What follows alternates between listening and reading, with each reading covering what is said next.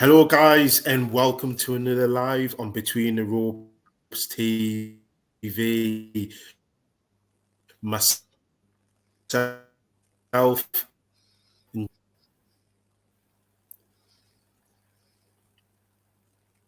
Hello, you right? yeah, do you hear me? Yeah, internet. I think it's internet was playing up then. Yep. No, go on. Oh, I'm with you. typical, Josh. Typical on a Monday night. You know what I mean? The internet plays up, but lots to discuss tonight, Josh. With, but where else better to begin when talking about that card in Newcastle? I mean, I've never seen the utility arena in Newcastle is empty, is what I saw on Saturday night, Josh. But the main event was a decent fight while it lasted. We always thought that, didn't we, Josh? We thought it would be a very good 50-50. But how do you break it down between, in terms of how you thought the fight went between Lewis Ritson and O'Hara Davies? Well, this live and the reaction side of what we've got to discuss tonight, it's very much a tale of two halves for both of us, isn't it? Because we matched each other for predictions last week. And on this half, we are geniuses. There's no other way around it. We can't escape it. There's no point us even trying to be humble about it. We both went O'Hara Davies with a late stoppage, and we were both correct. So well done, Ray. It pays sometimes. I think we've got to show people. But you got to say it. You got to mention, Josh. I was reluctant to say that. You know what I mean? I had to kind of keep some sort of loyalty to Lewis Ritson from being from my neck of the woods. So I said that reluctantly. I've got to add that disclaimer in there. I don't want some Geordies coming bringing on my door. You know what I mean? Well, for those Geordies, he actually said to me privately that he's glad Ritson lost out of order. But yeah, there's no hometown loyalty here off Ray. I think let's get dodgy now. I think you're buffering it. But I mean, being serious, the fight, I think it was as we sort of predicted. You know, I was quite impressed. I've got to be honest. I know Davies said post-fight that we know Ritson's got a decent jab, but he felt the jab was actually better than he thought. And I thought that as well. To be honest, I thought it was good, but I think we were just right in what we've said, that sadly, so far, Ritson just hasn't been, for me, at the races at 140. We expected, you know, this boiled down. I think I was guilty, certainly, and I know you said the same. We thought he was a 140-pounder, boiling himself down to 135. But he clearly isn't. Clearly, lightweight is actually where he was actually best, because since he's gone up to 140, he's just not really been there. And Saturday was a great opportunity for him to actually show that he could be there. He's got some of that explosiveness. And sadly, he just didn't deliver it. I thought Davies did what he had to do well. You know, he was looking for that body shot at various points throughout the fight. And obviously, it was the left to the body that, there's no other way around it, it folded Lewis Ritson in half. And Ritson couldn't get up. In fact, he was down for a couple of minutes, wasn't he? He was down for a long time after the fight was over, Josh. He was down for a long time, wasn't he? I mean, looked worrying at one stage. No, 100%. I mean, it's never nice to see, but at the same time, I think hats off to O'Hara Davies, because a lot was made and we were hugely behind how has this fight got such a bad promotion, no network behind it. So it was good to see Davies. You know, we all know what he's done in the past controversially, but purely judging him on what he's done in the ring, I have to say hats off to him. I thought it was a brilliant performance. I don't know about yourself. And I was going to sort of dig in on that. We'll analyse what next for Ritson and how Ritson performed on the night a little bit later on after this one. But in terms of O'Hara Davies, he's had a few trainers now, hasn't he? He's had a few promotional outfits. I don't know if you saw the press conference, because it just came out of nowhere. I didn't even think there was going to be a press conference. But my point I'm getting at, he was very mature in this press conference. Yeah, he wore a Man United top. But there was no comments about... So when he was in Liverpool fighting Derry Matthews, he made comments about Hillsborough. He told Liverpool fans to buy the Sun. There was no distasteful, offensive rubbish coming out of his mouth this time. It was all tongue-in-cheek. He was very measured. He was very polite. He spoke highly of Lewis before and after the fight. But during the ring, I also saw measured performance as well. Did you kind of see that, Josh? Did you kind of see, although his power was there, he was adding more to his game? He looked a different fighter as compared to, because you got to remember, he only lost to two technically undisputed champions, because we all kind of have Jack Catwell has beaten Josh Taylor. So did you see that maturity in his performance as well? No, I did. I think, I'll be honest, I didn't catch the press conference pre-fight, but I've watched quite a bit of post-fight. And, there was no gloating. He was quite complimentary about Lewis Ritson and just how he was. He gave his team a lot of credit as well, which, as we've seen, he's been through a few trainers and teams and promoters, and he's never really done that. So I think, finally maybe he's learnt his lesson. And, with Lee Eaton sort of getting this fight on, hopefully now we can see O'Hara Davies get a little bit of a rub, because I think if he can keep his mouth shut and let his talking in the ring, as you said, his resume is actually very, very impressive. So if he can get those bigger fights, he's shown that he's going to rise to the occasion. So although the arena was pretty empty, let's not forget this was technically, this was Lewis Ritson's hometown, and he's gone there. He's got the job done emphatically as well. So really impressive, O'Hara Davies. I know we know what's next in terms of that was an eliminator for the WBC. So whether he gets that next, whether he has to wait a little bit, there's a lot of talk about what Regis Prograis is going to be doing next, whether it's Jack Catterall or who knows, we'll see. But either way, what we do know is he's got a huge fight coming next, and that's exciting for O'Hara Davies. Yeah, definitely, and it's well deserved on the back of that performance. Before I come on to talking about what else was on that for Lewis Ritson, just a couple of comments there that I want to run through. Obviously, we've got Richard joining us. Hi, Richard, mate. Thanks for tuning in. We've had a comment there from Boxing Historian as well. So thanks very much for tuning in, Davey. But also, I've just seen that there's a comment there from Richard. He's talking about the Conor Benn interview that's come out. Most boxing fans would have come onto this now. It's almost long awaited.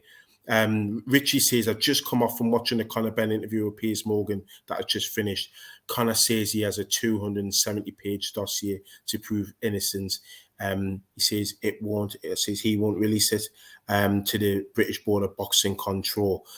Just before we go on to a final point about that the Lewis Ritson fight, have you seen this documentary yet? I haven't. I'll be honest. I've left work, gone to the gym, and now I'm sat here with you guys. When this is finished, that's dedication for you. That's dedication. There we go. Well, someone's got to do it, haven't they? So I will be watching that straight as soon as we finish this. So thanks for the spoiler, Richard. Thank you for that, mate. No need to watch it now. No, but seriously, if that's what's been said, I understand. Ray, I can be a bit petulant and a bit stubborn, but you need to prove you're innocent, because Eddie Hearn's been quite vocal in the last few weeks in saying that really he wishes they could just draw a line under it and move on. If he's got to be the villain now, Conor Benn wants to be the good guy, but he's not going to be. Play the villain. And you know what? I agree with Eddie Hearn there, because play the villain. There's no other way around it. Milk it for all it's worth. People are going to watch your fights anyway. So just it is what it is. But to sit there and say, oh, no, I've got evidence I'm innocent, but I'm not going to release it to the British Boxing Board. The petulant side of me thinks fair play, because at the end of the day, let's not forget, he passed the UCAD tests. So as far as the British Boxing Board were concerned, if they hadn't have paid for VADA separately, that fight with Eubank Jr. would have gone ahead as planned. Nothing would have happened. No one would be talking about it. So I do understand that side of him. I also understand he's talked about suing them for $3.5 million, which is his purse and damages. Because, you shake your head there, Ray, and I'm going to be honest, I feel for him in the sense of they left it so late to pull the plug on that fight, or say they weren't going to sanction that fight. It's common knowledge now that the promotional teams, the fighters, the British Boxing Board knew for 5 weeks before fight week, so 6 weeks before the fight date. And they took so long to make a decision. Eddie's been vocal. Matchroom did £1 million in promotion, fight hotels, all the, the fight week paraphernalia that goes on. Conor Benn's lost his purse. If I was Eubank Jr. as well, I'll be honest, I'd be going after them for his purse, because, he's a completely innocent party and has been stopped from making millions of pounds. That, let's be fair, if he'd have been 6 weeks before, I'm not saying he'd have earned the money he would have for this fight, but he could have had another fight arranged and still earned some money on that fight. But then Eubank should be an essentially suing Conor Benn rather than suing the British Board of Boxing Control. And I think for me, does it really matter when they stop the fight, as long as they stop the fight? I hear that, and I know morally that's correct, mate. But I've got to be honest. Sitting here as fans, I think it's easy for us to take that point and that view. However, if we were Conor Benn or we were Chris Eubank Jr. and we just lost out on millions of pounds, let's be honest, we'd be pretty pissed off with the British Boxing Board for leaving it so late when alternative arrangements could have possibly been made. Do you not think? Well, I think the tricky thing is we know the WBC have cleared them. And this is where the egg debate becomes excellent. I didn't just say that, but I did. I was just about to drop an egg joke, so I'm glad you did it first. Yeah, racing. Yeah, I've got egg on my face for that one. No, there I go again. But I think had he been cleared by VADA, had he been cleared, provided a B sample that was cleared, and he been cleared by British Board of Boxing Control, then we've got more. There's more weight behind him on his argument. For he could serve a ban, what have you, and then he could do an interview with Piers Morgan, and that kind of. And I want to come on to Richie's point here. He says Piers was doing his best to tell him to release it and prove his innocence so he can be free of it. But Conor and Nigel refusing to give the evidence to British Board of Boxing Control. There's something in that for me. Richie says another good point here. To be fair, I'm not sure if the interview has done Conor any good. So you kind of got to question, the purpose of doing that interview. Have we got another Cristiano Ronaldo situation? When he had that issue in Manchester United and he was kind of, shooed out the door after doing that interview. Are we going to see the same with Conor Benn? You got to remember his own dad tore up his license live on TV. The British board didn't want to sanction his fight with Iron Barkley. Always seeing the same for Conor and his career in the UK, because there's talk of him fighting Pacquiao out in Dubai. Josh, I mean, what are your thoughts on the damage that he can potentially do from this interview? I don't think that. I don't know how to say this without sounding controversial, but I don't see how it can do him any harm at this point, because the WBC have cleared him. Without Conor Benn even speaking, he was getting abuse across social media. And again, I'm going to say it again.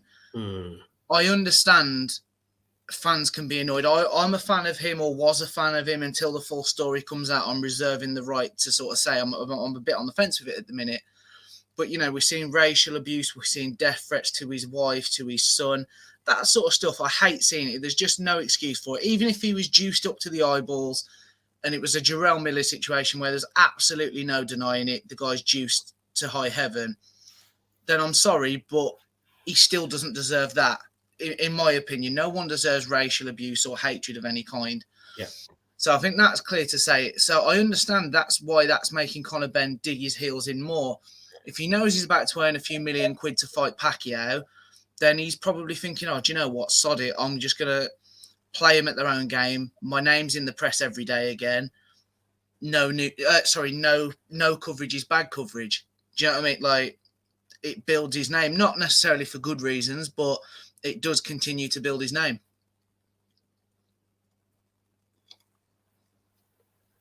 Yeah, and I get.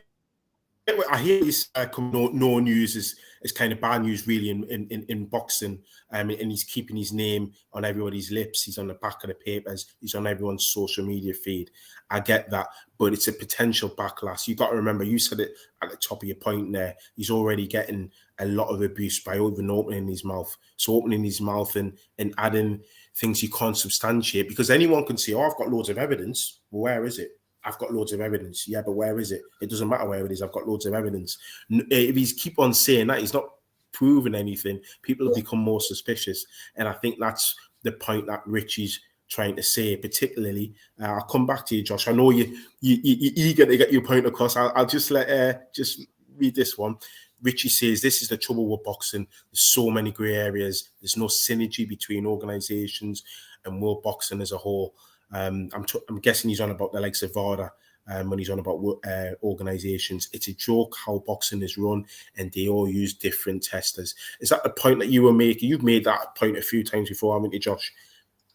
No, 100%. I mean, just there needs to be one standard of testing for me personally. Whoever it is, however they go about it, in professional boxing, there needs to be one standard test. And the other thing I was going to say is, you just said there, he's got evidence. I'm not a solicitor and I've not seen this interview, so I'm not fully caught up. So what I could be saying could be ridiculous. Richie, if it is, just put it in the comments. Say, Josh, you're being a dick. It's fine. But probably put that anyway. All right, it's not my fault you didn't want Ritson to win. Do you know what I mean? Don't take it out on me. So he passed the UCAD test, which is the British Boxing Border Controls agent. The WBC and VADA, that whole thing has now been cleared up and he's been cleared. So I'm not a solicitor, but does he actually need to show evidence? As far as the agencies that said he was guilty have now said that they've cleared him. So other than if he wanted to clear his name, which it's a bit bizarre him doing an interview to say I can clear it, but I'm not going to. Does he need to? I don't know. I think it's just become one of those things now that it's all such a grey area, as Richie said. People need to just grow the fuck up and just move on and just start, let's move. This is a 26-year-old lad at the end of the day. Just move on with your career and get cracking. Fair one, Josh, telling it like it is. That's what we like on this channel. Davey's got a really good point here, Josh, and I want to pick your brains on it because it sums up what we've just been saying about Conor Benn, but it also talks about the sport as a whole. So what Davey's saying is boxing as a whole is in a bad place. The Conor Benn situation, YouTuber crap. I think he's on about us there, and the champions not fighting each other. It's becoming a joke, and sadly, I'm falling out of love with the sport I love. And it talks about one of the subjects that we were kind of debating about mentioning on this channel, but we felt as though it may crop up. The Misfits tag team boxing. And it got me, and I've spoken to Davey, as you guys know, I speak to Davey quite a bit. There was more people in tune and at the arena for the Misfits boxing than we're seeing a domestic fight between Lewis Ritson and O'Hara Davies. And when Lewis Ritson was on Sky coming through, you would never have thought that in a million years. You got the situation with Conor Benn, and the fight with Conor Benn and Chris Eubank Jr. has been overshadowed by this. What's your assessment of the place? And I'm gonna put my neck on the line saying men's boxing, because I think women's boxing isn't in that predicament. So for men's boxing, if you guys in the chat think I'm talking nonsense, let me know. No. But for men's boxing, do you agree with what Davey's saying? Do you know what, mate? I agree with what Davey's saying. I also agree with you. I think women's boxing is absolutely flying. We've seen that last week. Serrano's pulled out of the Taylor rematch. It looks like we're going to get Cameron and Taylor both just called each other out. No bullshit. And according to Eddie Earn on the weekend, it looks like that fight's quite close to getting confirmed now. So hats off to him. In a week, we've gone from one super fight to another. In men's, all we do is talk about the super fights. We don't really get them. We have got one super fight confirmed, which we will get onto in a bit, which is great news. But I agree with Davey wholeheartedly. I don't know if Dom, a mate of mine, he commented earlier, I don't know if he's still with us, but he's struggled with boxing since the Josh Taylor-Jack Catterall fight last February now. And I've got to be brutally honest, the last 2 to 3 months, if we didn't have this channel, I would have took a break from boxing. I've got to be honest. I genuinely would have. I've struggled with it. I've struggled for motivation because all we're doing is talking about controversy that, if we're honest with fans, we've got an opinion on, but we're not qualified to really be talking about it. We're not scientists. We're not lawyers. And it's just taking away from the love of the sport. As Davey is, that is the best comment that I've ever read on any of these streams, on any of our videos, because it's absolutely bang on. I do think there's a reason why fans weren't in attendance for O'Hara Davies, Lewis Ritson. Obviously, it was so badly promoted. Nobody knew the fight was really even happening. Whereas Misfits obviously has DAZN behind it, and they did a lot on social media. They are influencers, so naturally word gets out.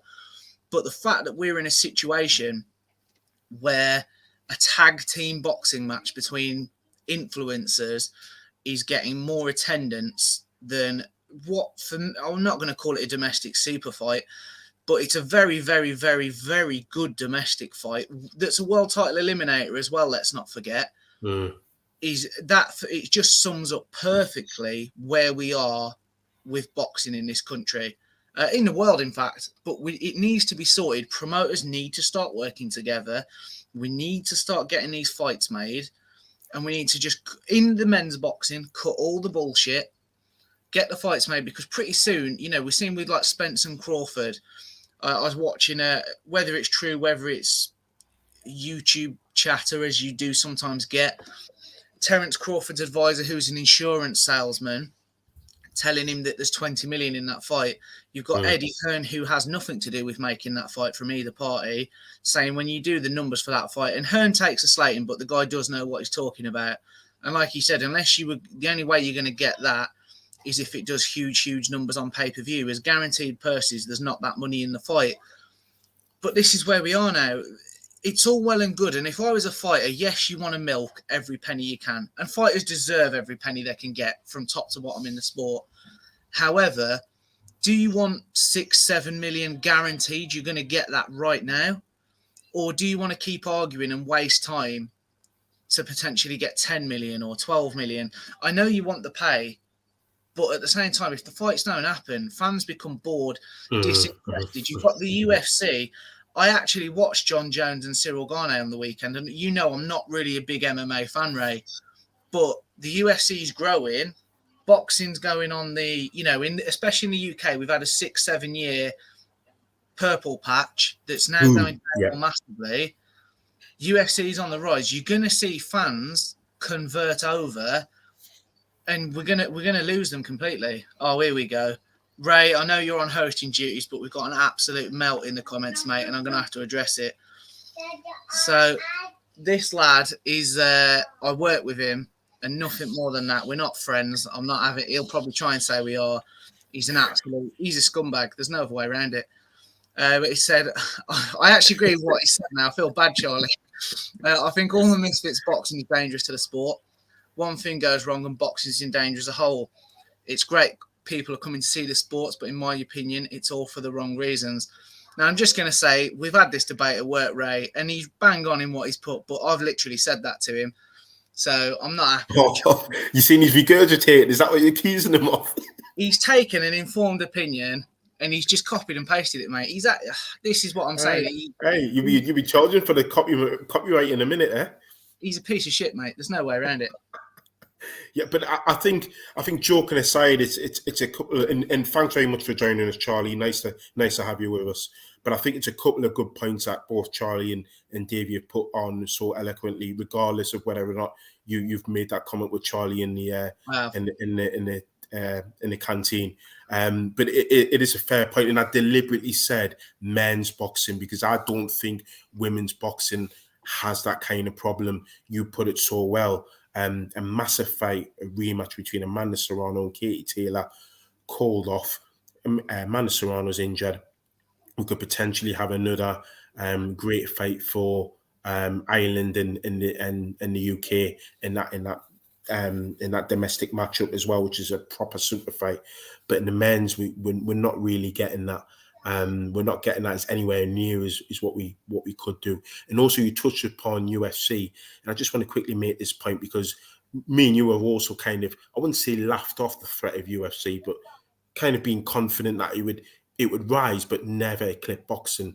And then when you look at amateur boxing and the problems they have with the Olympics, you can kind of see, well, in 4 or 5 years' time, when the Olympic Games is in Los Angeles and there's no boxing there, that's going to have a huge impact on professional boxing. And if already, when the first thing casual fans, as we call them, when they think of boxing and they want to talk about Jake Paul or this misfits, tag team, instead of talking about Inoue Fulton, which we're going to be talking about, then it becomes a big problem, doesn't it, Josh?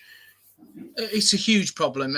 And like you said, there's no way around it, but you have to just worry for the sport as a whole, because where do you go if fans we're drawing casual fans in because Misfit shows are pretty much every month. We've had Tommy Fury, Jake Paul, which can I just say, 775,000 pay-per-view buys that fight apparently did, which just sums up, it's great for BT, but other promoters are now going to see those numbers and think, we'll have a slice of that action, which becomes one less pay-per-view fight, because there can only be so many pay-per-views. Fans just won't suck them up. There can only be so many, so that becomes one less proper pay-per-view fight of professional boxing, as I'd call it. It's a slippery slope before boxing has just become a complete joke. As you said, Ray, there, if we've not got that next amateur crop coming through, because, I know the Olympians draw a bit of hype around them. Some of it works, some of it's a bit of a false hope, if you like. But either way, we get excited about the Olympians and watching their professional journey. Look, Sky and Boxer have effectively built their platform now on Olympians. So to not have that, I don't know where we go. I don't even know what else to say on it. It is just one of those things. It's a big question mark and not a lot of answers. It's worrying, isn't it? It's so worrying. We're going to move on from it because, me and Joshua will be on a downer. We don't want that. Yeah, he's still reeling from that 7-0 defeat, but I won't go into that. But yeah, point from Richie, who's a Leeds fan, by the way. What do you guys think about Benavidez claiming that Canelo has passed his peak now and wouldn't be any of the elite pound for pounders from now onward? I know Imran, a good friend of the show, Imran Mia, did a video on it the other day too. Interesting point, because when we talk about good fights, Benavidez and Plant, those are the type of fights you would think may not necessarily save boxing. I'm not saying that, but can make the juices flowing, particularly for the American fans. It's a good trade fight, I get that. But these fights, we shouldn't have to, these fights should be just our bread and butter. You got two very good fighters in their weight class. They should meet. That should be a given. We shouldn't have to beg and wait a year. It's I would say, I've had this discussion before with yourself. This fight's been a couple of years in the making. We shouldn't have that. So when you look at that fight, and also when he's putting a question, Richie, about claiming Canelo, who's been one of the forebearers for the sport, definitely in the past 5 years, has passed his peak.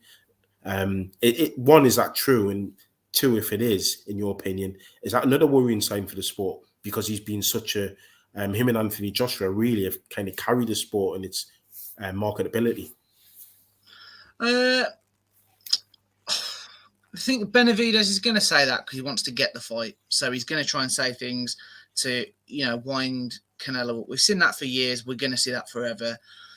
As far as if Canelo is past his best, I think it's tough to say because age-wise, he's 32. So you'd say no.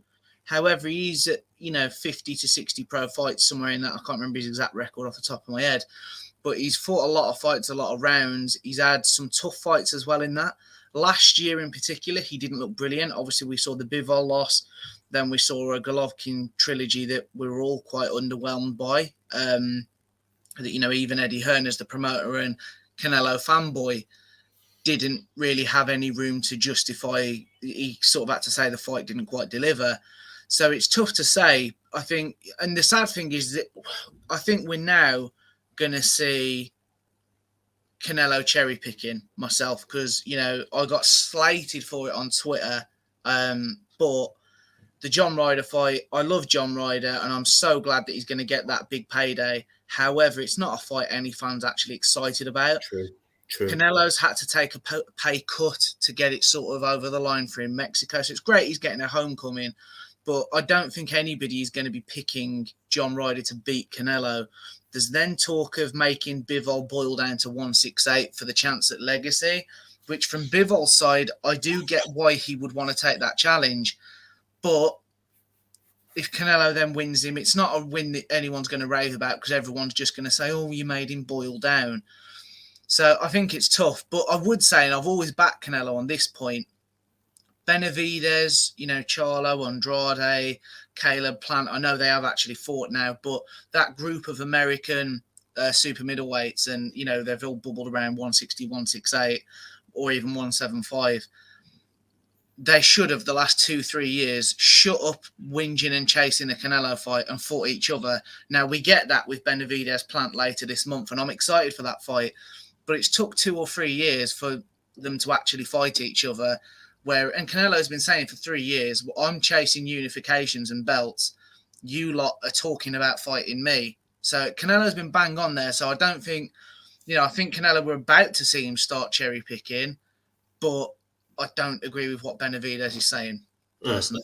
Fair enough and well put there. I just want to quickly go through this point, which Richie has commented. He says, have you guys heard of that British youngster, 15-year-old, who has just turned pro with Roy Jones Jr. as his trainer, Tony Lightning Curtis? He's apparently the real deal, as Naz even says he mentors him. Yeah, I've heard of him. I don't know if you heard of him, Josh. He had his debut in Mexico last year. He's 16 now. He's a super bantamweight, I believe, and he lost on his debut in Mexico. He lost over 4 rounds. I understand that he's had his second fight. He just recently won that. If it wasn't at the weekend, it was the weekend before.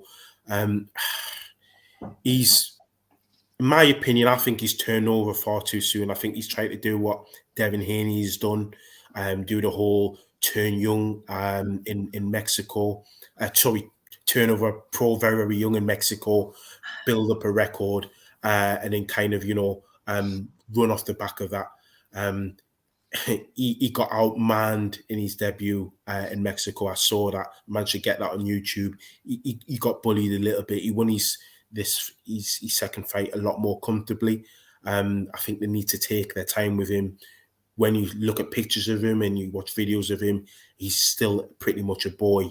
In boxing, as we all know, it's a rough man's sport.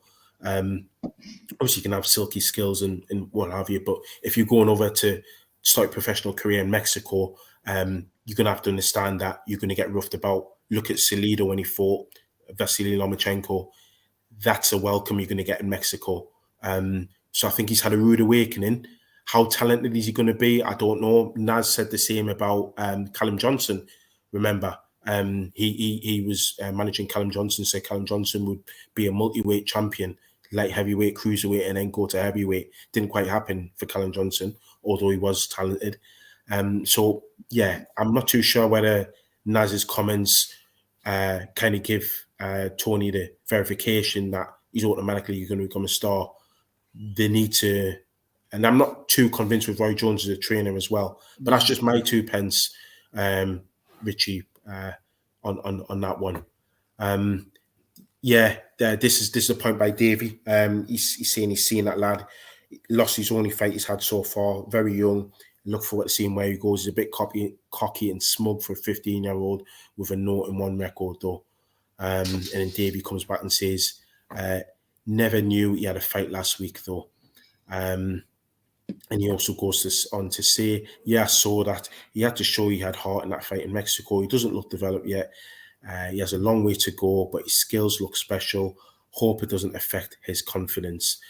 Speaking of special skills, though, Josh, and we've got to come on to this fight because I'm really excited about this fight, and I know you are too, and hopefully the guys in the comment section are, is about Inoue and Fulton. That fight's been confirmed, Josh, been confirmed for May in Japan. And I tell you what, there's some pair of balls on Fulton for taking that fight in Inoue's hometown. What do you think of that fight just from, that fight going to be taking place? It's an incredible fight. Great news. There was talk a lot the last couple of weeks that it stalled, possibly not going to happen. And I honestly was just sat there like, oh, here we go again. And I'll be honest, I thought, do we do a video on it? No, I can't be bothered. In relation to what Davey was saying earlier, just falling out of love with it. So to get that news was absolutely fantastic. And I do worry that it's a trade fight. Us hate saying it, but we keep having to say it at the minute with all the misfits and the YouTube stuff going on. But us hardcore fans, I think, that makes us all hard in special places, doesn't it? I think that's the sort of fight that we want and we need and we crave it. So we're getting it. So it's absolutely brilliant. Fulton is an absolute talent. Ray, I know you're obviously a big fan of his. But to take that and go, and I know Inoue is a name. He's had that Sky machine behind him in the UK to help build his name over here, and obviously top ranked stateside the last couple of years.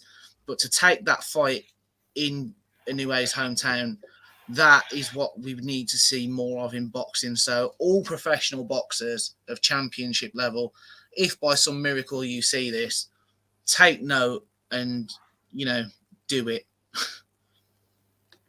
Yeah, and it's also hopefully it sets a precedent, because this fight could actually go on and be a classic for the casual fan. You've got the silky skills of Fulton, the raw power of Inoue, who's got a great boxing brain. So this one could really, really ignite. It's a chance for Inoue to step up and win belts in yet another weight class. Can you actually see Inoue actually pulling this one off? Do you know what? It's tough. It's one of those. My heart says yes, but my head says no.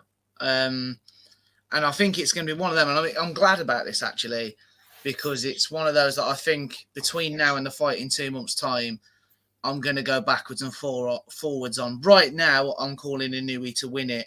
And that's a sign of a good fight, though, Josh, isn't it? It is. It 100% is.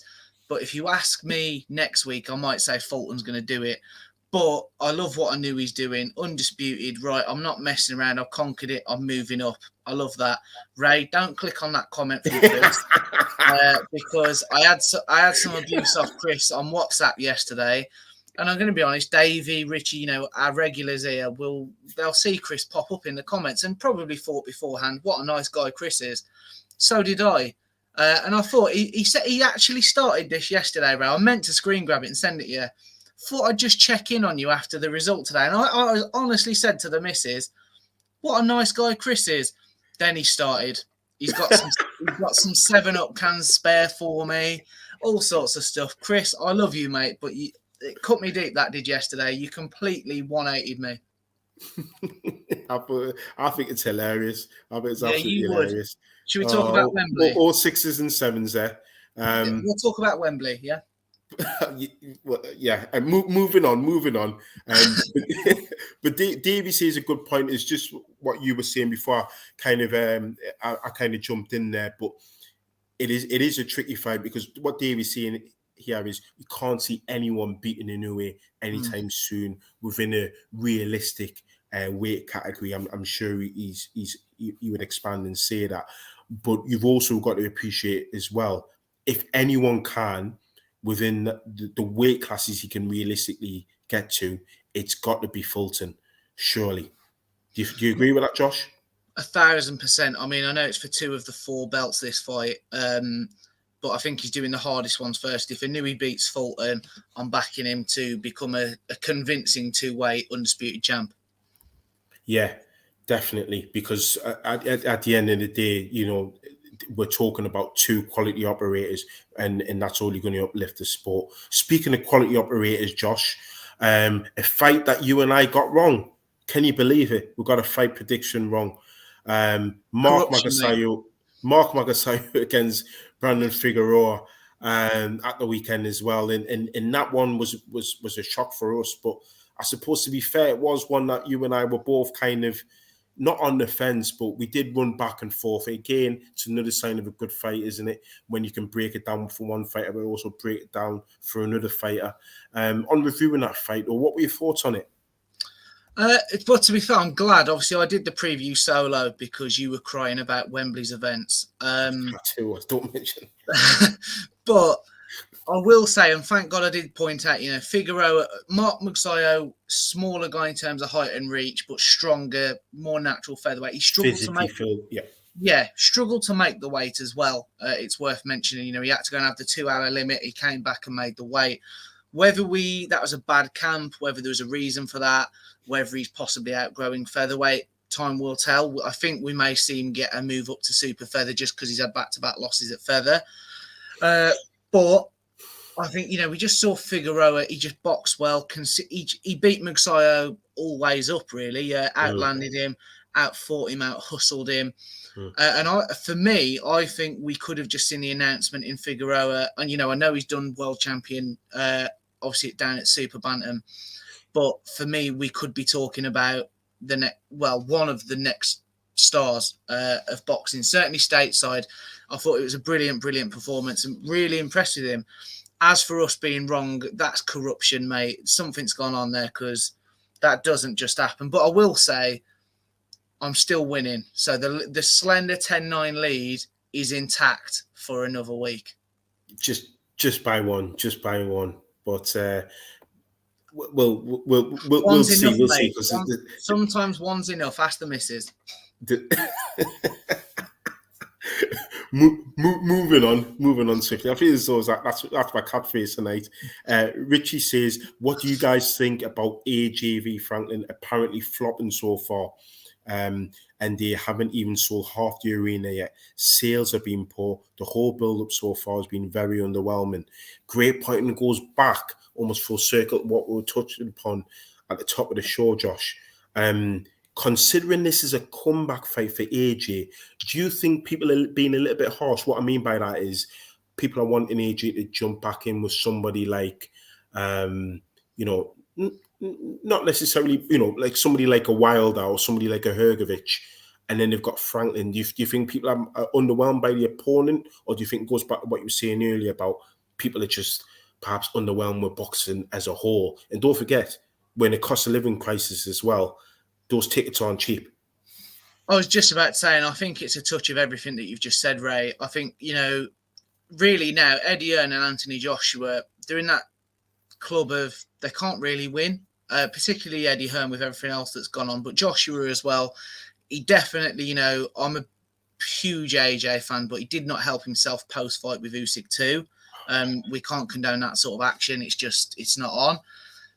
But let's not forget in November we were talking about Jermaine Franklin. We had him on the channel. He's a great guy and seems pretty genuine. But people were talking about how he beat Dillian Whyte. A lot of fans in Britain were saying he beat Dillian Whyte, and we're all hoping for the Dillian Whyte AJ fight next. So if you think Jermaine Franklin beat Dillian Whyte, then Jermaine Franklin gets the AJ fight. So I don't think we can have it both ways round, where now Franklin's not good enough to fight Anthony Joshua, because it's some of the, I'm not going to mention them before boxing Twitter comes and kills me in my sleep, but they're the same accounts that were saying Franklin won, but now he's not good enough for AJ. And let's not also forget, when there was talk of AJ Tyson Fury for the 96th time in December, it's too soon.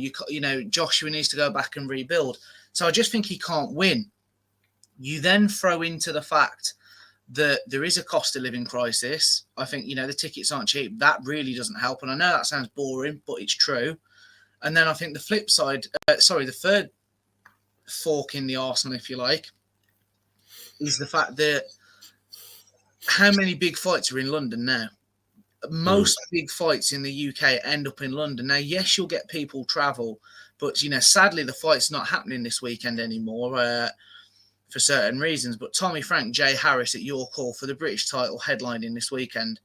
I was well excited to go to it. Yeah, we'll go. You start looking at hotels, it's between £200 and £300.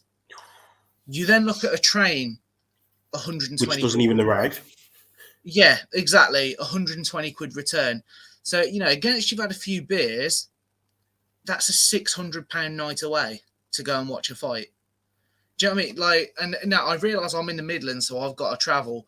But my point on that is that Londoners are only going to soak up so many fights. So it's only if it's only going to be a fight that you're excited about, that you're going to go to in this cost of living crisis. And if you're in the situation where Joshua Franklin's not quite doing it for you, I mean, it's got a good undercard as well, in fairness. But if it's still not for you, you're not going to do it. The other side is as well, I committed to DAZN for a year to keep it at $9.99. So the argument is, well, I'm paying 10 quid anyway to watch it. Then I've got to pay who knows what for a ticket plus everything else. So I think now it's just a mix of all those things that it's not really selling very well. Sad, but I think that's just where we are. Yeah, great points there, Josh. Great points. Richie comes back to us again and says, I feel like AJ's had a lot of stick last year or so, but he's lost to Usyk twice in a row. And both fights were competitive, even in the first until the last round or two. AJ was brilliant in the rematch. And then he goes on to say, AJ, for me, did fight the wrong fights both times against Usyk, but he fought well in rematch. Overall, for me, he should come out of it with stock. He's still elite. I could understand if he lost. And he goes on to say, to lesser opposition. I guess what you're trying to say is he's only really lost to Usyk. Don't forget he's lost to Andy Ruiz as well, but he avenged that. But it's not as if he lost to like when Amir Khan lost to Brady's Prescott. It wasn't as if he lost to some random who nobody had ever heard of prior to stepping into the ring with Anthony Joshua. Do you think that's fair comment there, what Richie's saying? I think bang on, mate. I mean, much to everyone's amusement, I picked Joshua to win both times, but he just wasn't enough. So I completely agree with Richie there. Yeah, you've got to see it as well. I think I mentioned a point about Canelo being the leading light for boxing on the international stage. Definitely, if you think of the emergence of AJ, Josh said it as well earlier, when you look at the last 7 years for British boxing, it's been on a massive high. And a lot of that's been through stadium fights that came on the back of sort of like Froch Groves, but then kind of continued with the momentum of Anthony Joshua. And I suppose with the demise of Anthony Joshua, it's kind of coincided with a dip in boxing. So there's a little bit of a parallel situation there. But the sooner the buzz is around AJ, I think hopefully you'll see that with boxing. I guess that people have noticed that times are hard with who else but the Alecki master, which is Davey, noticing that cup of tea being Joe, I've got to say, actually, I'd replied to Davey in the comment section. I thought he meant as in because of like keeping warm. No, the missus made this about 10 minutes ago. That was why I ran off to go and grab it off her, because we don't need to see her on camera, ropey. Oh, no! So you need that down you. You need that down you. But yeah, Richie's saying at the end of the day, AJ just lost to a special once in a lifetime fighter in Usyk. AJ beats every other heavyweight still, aside from Fury, and possibly gets KO'd by Wilder. I mean, AJ. We always knew AJ had vulnerabilities. I guess that's what made him exciting. That's what made us, kind of. Appreciate him in the ring. He was the old AJ I'm talking about, Josh. The old AJ was explosive, aggressive. We knew he could get clipped. We saw that in the Klitschko fight. But this newer AJ is less exciting. Has that style change got something to do with it as well? Because I'm not too sure. I do agree with a lot of what Richie says, but I kind of disagree with him at this point. I think there's a lot of heavyweights out there that beat AJ. What are your thoughts? It's tough because I think, the style does make him less attractive, more so to casual fans. The more hardcore fans will just, I love watching a fighter's debut through to their last fight. I'm a bit sad. You like seeing the journey, don't you, Josh? Yeah, I like to see the whole thing unfold. So I'm never going to tune out of AJ. However, it has made him less appealing to that more casual audience. But in his defence, outside of Deontay Wilder, who has bowled everybody over on the build to world title level, has then kept that one-punch knockout power at world level. It's not you can think of, Mike Tyson maybe, Deontay Wilder maybe. But the point is, the fact that we can name them says a lot. So I'm not going to blame AJ. I personally worried about him just before the Parker fight, when he started talking about wanting to improve his boxing ability and he wanted to start boxing fighters, because I thought, you've got to this level, you're the biggest commercial entity British boxing's maybe ever had, certainly of this generation. You're the cash cow, so to speak. Why change it now? If it's not broken, don't fix it. But I know you did as well. I went to the Parker fight, and while it wasn't that exciting, emphatic knockout we were probably all hoping for, it was impressive still how he won and controlled the fight. But for me, he should have still then gone back to the AJ of old. Instead, he's chose to keep refining the boxing ability. And the thing is, AJ's a good boxer. Usyk's a special boxer. Big And I think, difference. and that's the thing, you know, AJ's a good boxer that can bang. Usyk's a special boxer. So, you know, if we ended up in a situation where we ended up with Joshua Usyk 3 for world titles or whatever, for me, AJ has got to throw caution to the wind. Hopefully, you know, with Derek James, he'll be stable by then. He'll have had a couple of fights with him. Because I think that was the other thing that hindered the rematch. Him and Garcia, well, clearly they didn't get on from post-fight comments afterwards, and the fact he's not still there. So clearly they didn't. But if you can get into a rhythm, a groove with Derek James, he's then just got to be aggressive. And, you know, really, I think he's in a lose-lose situation now because people are talking about Jermaine Franklin being a bit of a walkover for him. If he knocks him out in 3 rounds, everyone says, oh, we knew he'd do that. We told you so. If he doesn't knock him out in 3 rounds, it's not over for him. But, you know what I mean? Where does he go then from there? So I feel for AJ because, you know, I'm a fan of his. I like Tyson Fury and there's a few other heavyweights, but you go each fight back to back. Not many people can compete with Anthony Joshua's resume. And now he's finally taking an easy fight. He's taking more flack for a Jermaine Franklin fight where people said Franklin beat Dylan White than Tyson Fury ever got for fighting Tom Schwartz. And, you know, you just look at that, you know, case for case, absolutely shambolic from boxing fans. True, although I would add that Tyson Fury did get a lot of stick for fighting a 3rd fight with Derek Chisora. So I've got to kind of to put that in. But I like this comment there. It's coming from Richie. He says, yeah, I do think AJ takes less risks now. He plays more safe.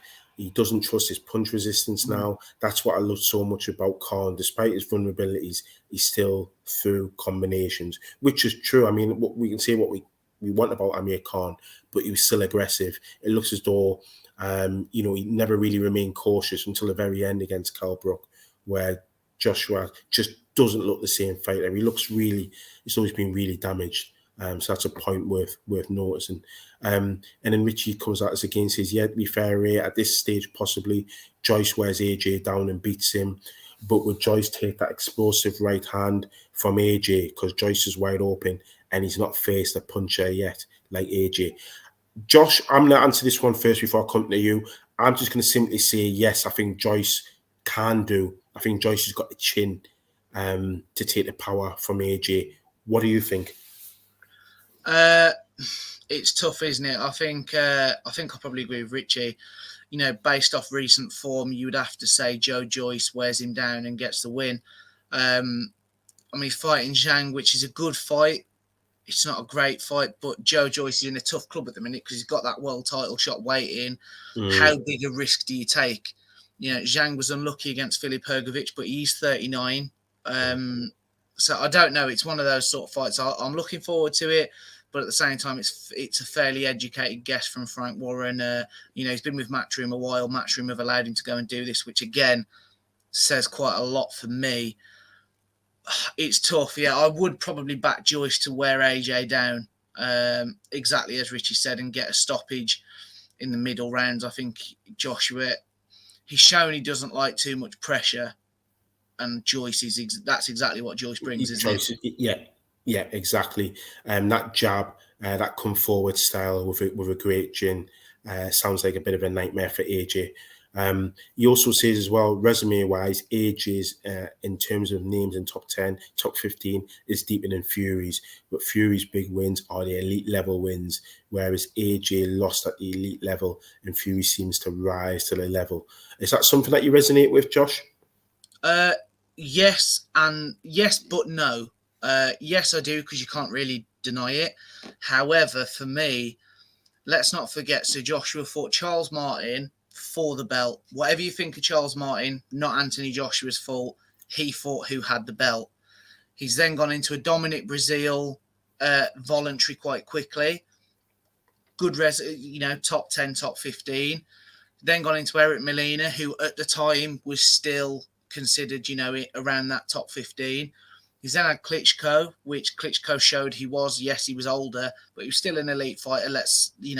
he showed that in his performance. Then he's gone into Takam, which should have been Pulev, but mandatory, which is the point. He's then gone to Unify against Parker. Parker's got the belt, but again, it's top 10 fighters. Then Povetkin, who was considered the third best heavyweight around at the time, mandatory. Pulev, obviously we know what happened with Andy Ruiz, but that, the Andy Ruiz loss and win both have aged better with what Ruiz has done since. I think it's, probably fair to say. Then, so he's been stuck in this mandatory or unification cycle. Usyk, he fought him. He was a mandatory. We've seen in the past champions let the belt go vacant. Joshua doesn't get the credit for me that he deserves for saying, no, I'm not giving up the belt. I want undisputed. I'll fight Usyk. I know it's bit him on the arse, but it's tough because Joshua's had a lot of his opponents. He's been told who he'll fight. Whereas Fury has had a lot more freedom to pick and choose his fights, as we've seen, with an Otto Wallin, a Tom Schwartz. I mean, I know Derek Chisora was ranked 14, but Derek Chisora should have been nowhere near a world title fight, and I'm a fan of his. So, and don't forget as well, I think it's worth mentioning that Fury tried to wriggle his way out of fighting Deontay Wilder. That's why when he tried to fight Anthony Joshua for the first time, Deontay Wilder went to arbitration, because Fury was doing everything in his power to get out of that contract. So although Tyson Fury has fought Deontay Wilder 3 times, really essentially 2 of them were forced. He was doing everything in his power not to fight Deontay Wilder for obvious reasons. So I've got to question that one, but it's still a really, really good point. And another point from Richie says, I remember watching Ruiz Jr. versus Parker years ago. It was very, very close, and it was a close fight. I do remember that myself. I think we all underestimated how dangerous a Ruiz Jr. fight was on late notice when AJ had not prepared for his style. Definitely, you've got to agree with that one. With Josh, I mean, Ruiz, for most people, came out of nowhere. He looked this massively overweight. Chubby little heavyweight, lightning fast hands. But we all thought AJ would walk through him, and then we were all wrong, weren't we, Josh? Bodies don't win fights. I think that, that's True. What Tyson Fury's shown, Andrew Ruiz has shown. And let's not forget there was talk of Trevor Bryan stepping in at short notice instead of Ruiz. And, let's be honest now, I think Eddie Hearn, Anthony Joshua will have wished that they'd have took the Trevor Bryan fight, because with the little resistance Bryan put up to Daniel Dubois, who for me I don't still rate. I've not seen enough from him to say I rate him. So it's a mistake. But again, he avenged the loss, and for me, fighters are going to pick up losses if they fight each other. If the best fight the best, you're going to get wins, you're going to get losses, and that's what boxing should be. I would rather see a heavyweight champion with 5 losses on his record, but he's come back from those losses, than see an undefeated fighter at 40-0 who's fought nobody, which, let's be fair, before Tyson Fury, that's actually what Deontay Wilder was. So, we can't have it all as boxing fans. We want the undefeated records, but we want the big fights. They don't go hand in hand, sadly, so it's one of them. Great point there, Josh. Great point. And Little Penny, thanks for joining us. Great to hear you. Thanks very much for tuning in. Is Fury versus Usyk signed yet? My understanding is no. Josh, do you have anything different at that point? No, I know a lot of talk. Obviously, it was sort of more Eddie Hearn who talked about it, but Frank Warren's definitely not denied it, that the Saudis just won't put the money in for what Tyson wants out of the fight. There's also the argument around percentages. Usyk wants 50-50. Tyson Fury saying he's the bigger commercial draw, which he is. Usyk saying, well, I've got 3 belts, which is also true. Ultimately, and I've done it a lot tonight, but Eddie Hearn's right. To make the big fights, someone's going to have to fall on their sword and take a bit of a concessions or take a deal that they're not very happy with to get those fights.